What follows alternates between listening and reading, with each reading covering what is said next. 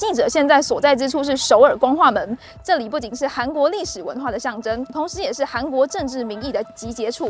从反独裁的民主化运动，到朴槿惠总统弹劾期间的大规模烛光示威，光化门见证了自由与保守两大阵营的角力与转折。今年选前，光化门再度成为观察动向的关键所在。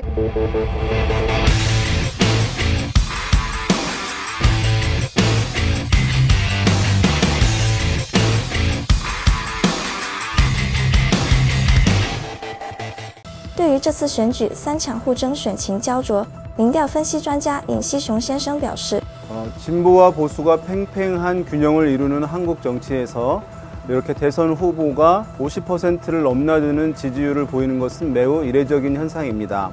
또 3자 대결 조사에서는 더욱 50%를 넘는 것이 어려운 것인데 이재명 후보는 3자 구도 대결 조사에서도 50%를 넘는 조사 결과도 최근에 많이 보여준 바 있습니다. 이것은 이번 선거가 직전 정권인 윤석열 정권에 대한 심판 선거로 치러지고 있기 때문입니다. 한국에서의 선거는 제1당과 2당이 경쟁 구도를 이루면서 치러지는 것이 일반적이기 때문에 이번에 3자 구도로 하더라도 1강 1중 1약 대신에 2강 1중 또는 2강 1약의 구도로 전개되는 것이 대체적인 원래 예상되는 현상이었다고 할 수 있습니다. 그럼에도 불구하고 제2당인 국민의힘이 선전하지 못함으로써 1강 1중 1약으로의 형태로 전개되고 있습니다. 表面上是三强竞争，实际上已演变为李在明和金文洙的正面对决。两人在对外政策上的分歧尤其明显。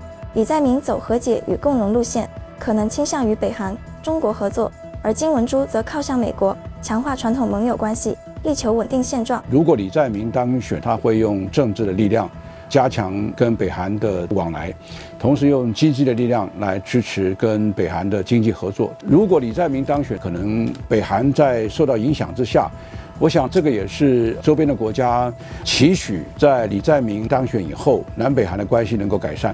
李在明也说，他希望能够改善跟北京的关系，对于周边形势的安定造成比较正面的影响。我想这个是大家期待，而且是比较欢迎。金文洙如果当选，那可能美国跟韩国之间的关系会增强，但是两韩之间的对立的紧张的局势还是没有办法能够立刻的来改善。就读于台湾政治大学的金连浩，近来对韩国政坛的剧烈动荡感到相当忧心。 从总统弹劾风波到社会对立逐渐升温，每一步变化都牵动他的情绪。但让他更感不安的是，这场总统选举过后，韩国未来的国家政策将朝哪个方向前进？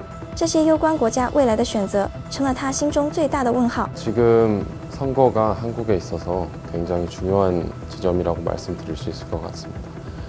한국 내부적으로는, 국내적으로는 이 정치적 혼란, 계엄이나 대통령 탄핵으로 유발된 정치적 혼란을 수습할 기회가 되어야겠고요. 또 여러 가지 국내에 산재해 있는 여러 사회 문제들, 또 여러 가지 여러 경제 전문가들이 한국이 이제 점점 경제 성장의 동력을 잃어가는 것이 아닌가 그렇게 걱정을 하고 있습니다. 이 방면도 이번 선거에서 다뤄야 할 가장 중요한 문제인 것 같습니다. 가장 한국에서 가장 큰 문제라고 생각되는 것들이 저출산 그리고 고령화 문제인 것 같습니다. 그렇지만은 아직까지 육아나 출산 방면에 있어서는 사실 여성이 부담해야 하는 몫이 조금 더 크다고 생각을 합니다. 아직까지는요. 그래서 사실 많은 여성들이 출산과 육아 때문에 자신의 경력이 단절되는 것을 두려워하고 있고 다음 정부는 이 문제를 조금 근본적으로 해결할 수 있는 정부가 되었으면 좋겠습니다. 这次韩国大选表面是三强鼎立，实则是李在明与金文洙的终极对决。明天就是关键投票日，究竟是李在明稳扎稳打夺下胜利，还是金文洙逆势超车上演翻盘好戏？答案即将揭晓。 我们明天见分晓。